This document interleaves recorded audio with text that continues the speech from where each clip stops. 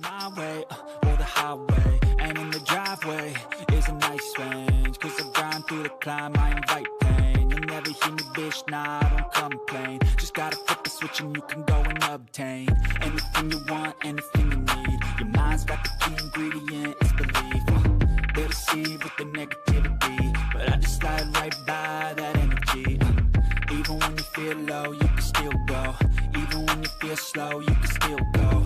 Even when there's no hope, you can still go. I never answer to no, man, I still go. Go, go, go, go, go, go, go, go, go, go, go,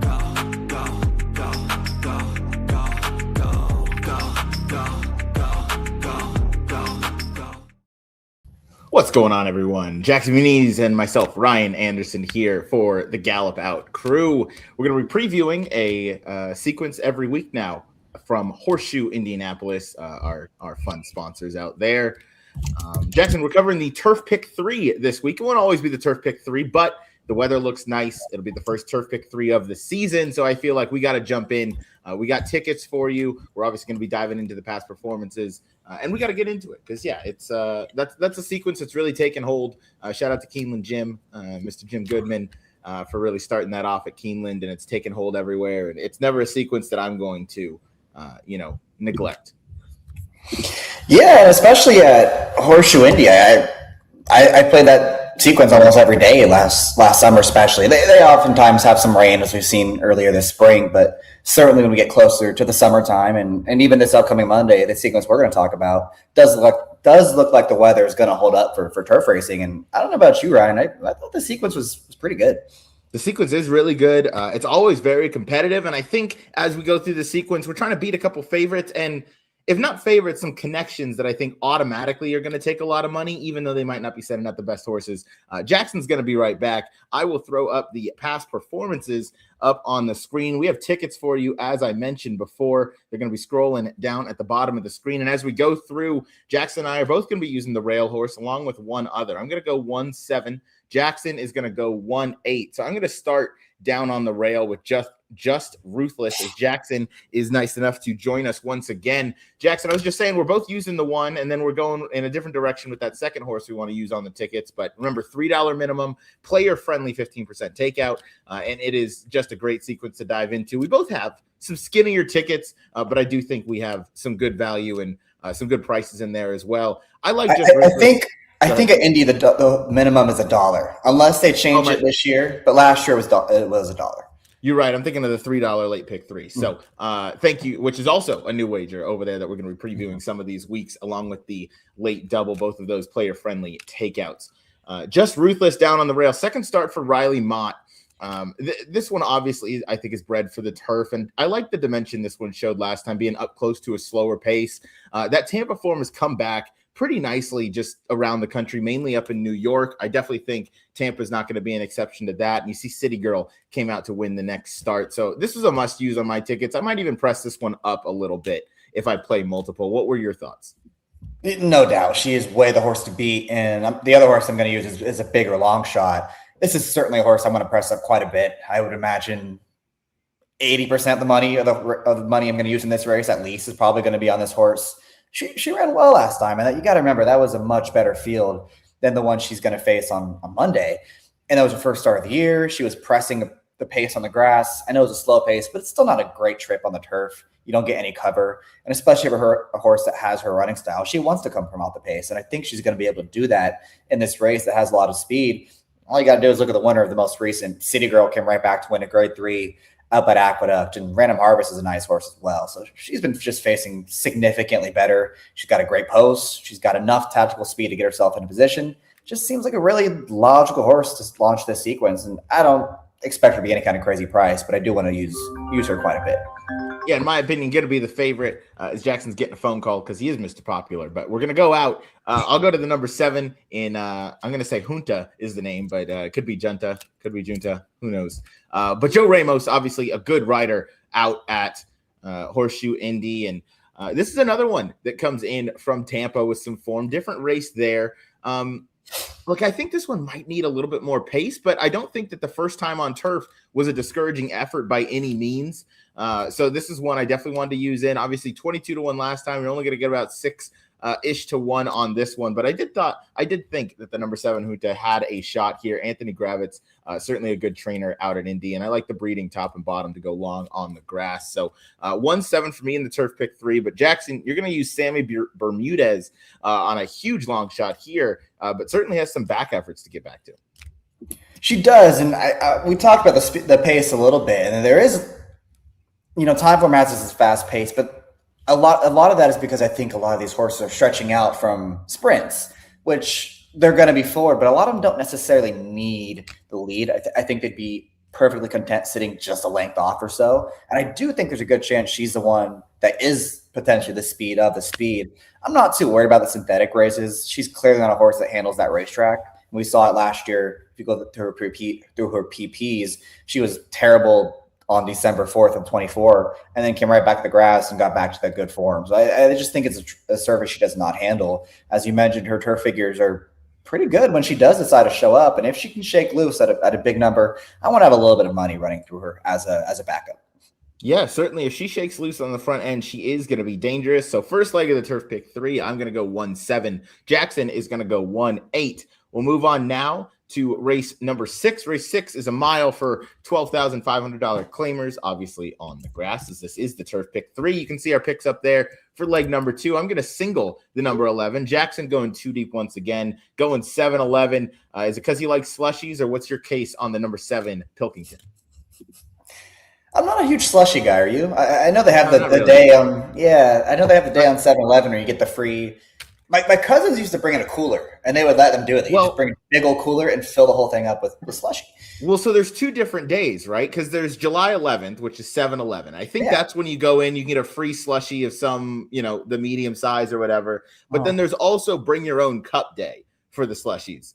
And that, or Slurpee, slushy? Slurpee. Yeah, same thing. Whatever. And I would go on those days because, the camp I used to help run way back, we had these buckets, and there was a brand new, no joke, Home Depot bucket that I would bring in there, and it was brand new. I had the lid on. I would clean it. I had it set up because it was literally for one day a year, and I would go and I bring it back, and it was just a terrible idea. Disgusting. And then it would melt an hour later, and it's just syrup. And then it's just a sticky mess of a bucket. Mm-hmm. Yeah, but that was the use of the funds that I had. Excellent. So Excellent. It was perfect. I don't know how much that cost, but certainly cheap enough that I did it 3 years in a row. So anyway, the number 7 Pilkington, as we get back to more important topics here. Yeah. I think it's another race where, at least as of right now, we'll see what happens with scratches.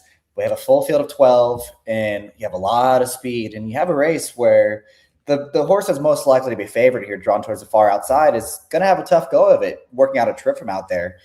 Might be a little bit wider than he probably wants to be, or is going to work really hard to get up to the front. And I think this pace could get really hot. And Pilkington, number 7, could be a horse that is capable of taking advantage if that scenario does come to fruition. You don't have to look too far back in his past performances to see some strong races here at Horseshoe Indy on the grass when he does get plenty of pace. And I know his last few races haven't been amazing, but he also didn't really get setups in either of those 2 races down at Turfway Park. And I do think he's going to get a setup here today. So if this pace really heats up, he's one I definitely want to use from out of it. I mean, truly, in each of the last 3 races, going 2 turns, 25 for that first quarter. If you're a deep closer, the race is over basically right there. So I don't disagree with that analysis whatsoever. I didn't include him on my tickets. I thought it was fine for myself to just go ahead and single the number 11 Born Flashy. Once again, going to the Joe Ramos well. This is one that I do think is going to be coming from a little bit off of it. I think it should get a decent setup from there, kind of tactically placed, less of a deep closer, but one that has run well over this Indiana turf before, getting 3 finishes in the exacta out of 5 tries. So this is another one that I thought definitely fit at the level. Maybe tailed off in form a little bit towards the end of that Turfway season, but getting back to, I think, what this horse ultimately wants to do. And you can see the times when the pace has been quick, he's been a little bit farther back, but he's also been closer up, looking at that effort 3 back in November over this racetrack. and turf course where the pace was a little bit slower and he was a little bit closer to the pace. So I think he can be kind of placed wherever. And Joe Ramos, obviously a very capable rider out there. So you also used this runner in your turf pick 3. Yeah, for all the reasons you mentioned, I would expect to be more mid-pack trip for this horse. And if he can get back that form he showed last summer and fall over here at Horseshoe Indy, I think he's supposed to be pretty competitive. I think he is. 7-11 for Jackson, just the number 11 for myself. Any others that we should touch on? Maybe let's touch on the favorite real quick while we're here. To the far outside, and Franz Joseph, William Antigiorgi the third is riding for Troy Weismer, I think is how you pronounce that one. Jackson, you mentioned a little bit in your analysis that the 7, that the 12 is going to have a tough go of it all the way out to the far outside. As I find my words. And this is one that I think does his best running up on the lead. So I do think this is a favorite that you should be trying to play against in this sequence. Yeah, I'd agree. And I think you can go through not just his recent form, but his entire career, really. He's never been a horse that's been a big fan of passing rivals late. And I think there's a lot of speed draws to his inside. So even if he's somehow able to clear this field, he's going to do it setting a really fast pace. And if he doesn't clear his field, he's looking at a 3-wide turf trip, and that's just not usually a winning formula on over this turf course, especially. Not typically. One that I thought maybe had a little bit of back turf form to get to. I didn't include this one on my ticket, but the number 1, White Lilacs, was one that was, pretty highly thought of early on, but it seems to kind of has seemed to have lost her way a little bit. I don't know. I feel like 30-1 is too big a price for a horse that does have some really strong efforts to get back to on the grass and does drop back down to a level that I think fits. Obviously at Churchill last time, I think just way overmatched versus that group on April the 25th. But I don't know. Maybe this one can factor a little bit early, but obviously the main reservation I had there was the pace scenario. So that'll wrap up the middle leg. Once again, I'm going to single the 11, and Jackson is going to go 7-11. We'll wrap up in race number 7. I'm going to use the 6 and the 7 here. Jackson's going to use the 7 and the 8. So once again, a little bit of overlap here. Mile Open Maiden Special Weight Company.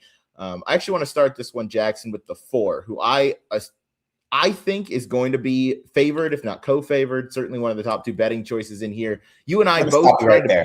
Okay. Why don't you like this horse, Ryan? Give me the real reason. It's not because it's a Practical Joke sire line. Be sure. I am sure. Okay. Yeah. Okay. This time, I don't believe you, but okay. This time that is not the reason. Normally it is. But this horse has given me nothing in that second half of the races, the final quarter of the races, to believe that he's going to get any better, even with maybe a slight drop down in class here to Indy, but it's really not going to be that substantial, but has really just done no running. He's just kind of run around there. It's been very lackluster. And I do think maybe a cutback is in his future. I just don't love the way he's been finishing those races. So that's why I'm trying to beat him. Why are you? Yeah, he's been terrible his last 2 races. I mean, I know the speed figures are okay when you stack them up against this group, but you get beat by 6 lengths on the grass. That's getting trouts. I mean, that's at least 20 on the dirt. So he's been bad. Agree. And one more thing to add is I don't love when a horse gets Lasix for the first time and shows no improvement whatsoever. Typically, you'd think that horse is going to jump up. This horse did not. And for all those reasons, I'm going to try and beat that horse. Before we go to the 7, and I throw it out to you, we have all 3 of our picks here on the screen. I'll start with the number 6, Jaime Torres aboard for Riley Mott. Obviously, being part of that Mott crew, winning first out, probably not the way to go. But I don't think that this is a crazy strong field. This horse has been working at Churchill Downs, and those last 2 works were pretty strong. He's been working consistently for quite some time now. Was at Palm Meadows before coming to Churchill. I love the Tis the Laws. He seems to do really, really well on the grass. And again, this isn't the strongest field in my opinion. So I would imagine Wandale is going to be somewhere mid-pack and just kind of make that one run late. Not sure if it's going to be enough, but certainly one that I wanted to use in combination with the number 7 Light Cav. And I'll throw it out to you. You're going to use this one as well for Whitworth Beckham and Joe Ramos. Well, real quick, let's stick with the number 6. Did you watch the works on this horse? I did not. Back on the 26th, he worked with a horse called Incredible, and his ultimate work leading up to the Kentucky Derby. So that's usually a pretty good sign. He did get beat by that horse in the workout, but it wasn't like he looked completely outmatched. So I do think there's a horse that has some ability. I'm just really worried about Riley Mott first time out. His turf stats first time out going 2 turns. He's 2 for it was 30 something. I want to say 35, and 33. only 3 hit the board. So he struggles. But I won't be surprised if this horse can run. So I don't hate the pick. As far as fair, a lot of goes, those debuts have come in in my opinion, a lot tougher groups. Yeah, that's fair. That's a fair point. So I do think maybe it's, one of those where he's capable of popping in a race like this. And you do mention that his workmate was incredible on that April 26th work, which obviously, that should be a sign of encouragement. But sorry, your points on Lightcap. Yeah, you're good. I wonder if the switch to the turf can wake this horse up a little bit. And I just didn't love the 2 trips he had last time out, but especially last time out when he was pressing the pace while really wide going into that first turn. And the outside post going the mile at Turfway is it's so difficult to overcome because it's such a short run up. I mean, if you don't break like a rocket, you're just going to be hung wide. And that's kind of what happened to him. And it's just very much like turf racing, stalking while wide at Turfway Park. It's just not a winning trip on going the 2 turns. So I want to be forgiving of that effort. The 2-back race, he didn't look very comfortable behind horses. I wonder if they just send him. It's just a total send today, and they get to the front and they see how far he can take this field. And he's run some races that make him a little competitive against his group. So I do want to use him in the spot. Yeah, I mean, I feel like to your point, I hope the same thing, that they just dead send this horse, get to the lead kind of at all costs, and just see what this horse has, because he hasn't shown the desire to pass a whole lot of horses. But with Beckham having a good start to the meet, 2 wins from 3 starters, obviously pretty light sample size there. One of the last ones we'll talk about, the number 8 Mo Can Dance for Ethan West. What'd you like about this one? Is a first-time gelding, first-time Lasix as well. Yeah, another one I think that had a bit of a trip, not a trip, I don't want to say, but it wasn't an easy race for him on debut, and he debuted going to 2 turns, and that was a fast pace. He was never that far out of it. He was kind of wide throughout, and I kind of just liked that. We kind of just stayed on evenly the whole time. It wasn't losing ground. It wasn't really gaining, but it seemed like a horse that would improve off that effort. And then next time out, he just didn't at all. He didn't run a single step that day. Not really sure what happened, but if he's going to be a price in this race, he's first-time gelding, first-time Lasix, getting to the grass, which he does have some turf pedigree, getting in light, both at workout since then. I just think there's enough going on here at some positive signal, and that I do want to use this horse, especially in something like the Turf Pick 3, where even if he's getting bet in the win pool, you're not going to see that money by the time that this pool closes. And I think you can preserve some of that price in a bet like the Turf Pick 3. Yeah, something interesting that I saw just about the way he's coming into this race was, obviously you can see the gelding was reported on 5-5. I don't think that's the day he was gelded. That seems a little too soon. Typically that date can be off. But that's probably just when it got reported. Probably the day that the Ryan Anderson of the Ethan West barn reported it. Yeah. Yep. Yeah, exactly. I forget what that horse is for Doug, but it might be a little bit later date. But anyway,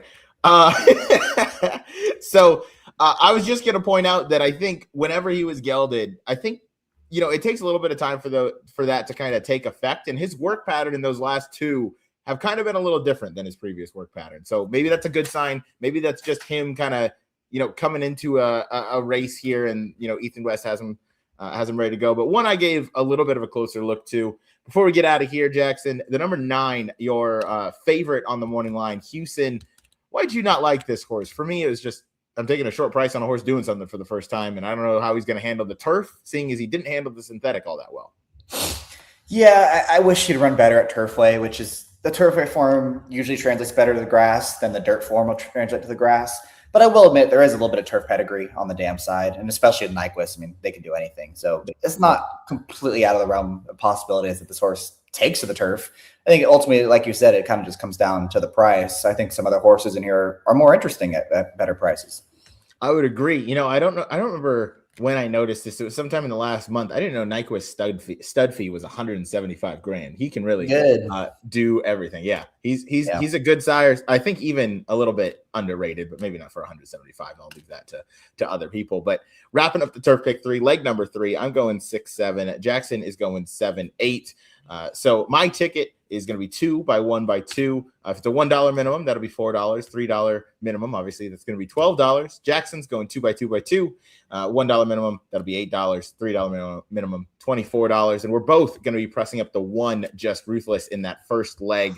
And Jackson's going to use that 8 as a bit of a long shot. I'll use the 7, just probably play it once or twice but definitely Just Ruthless in the first leg, I think, is a very likely winner of the sequence, certainly if he builds upon that last effort at Tampa when losing to a next out winner. Jackson, this was the first of many Horseshoe Indianapolis shows that you and I are going to be doing. A ton of fun for the first one. Happy we got to cover the Turf Pick 3. We'll see what next week has in store, but thank you for joining me, and we'll see you next time here on the Gallop Out.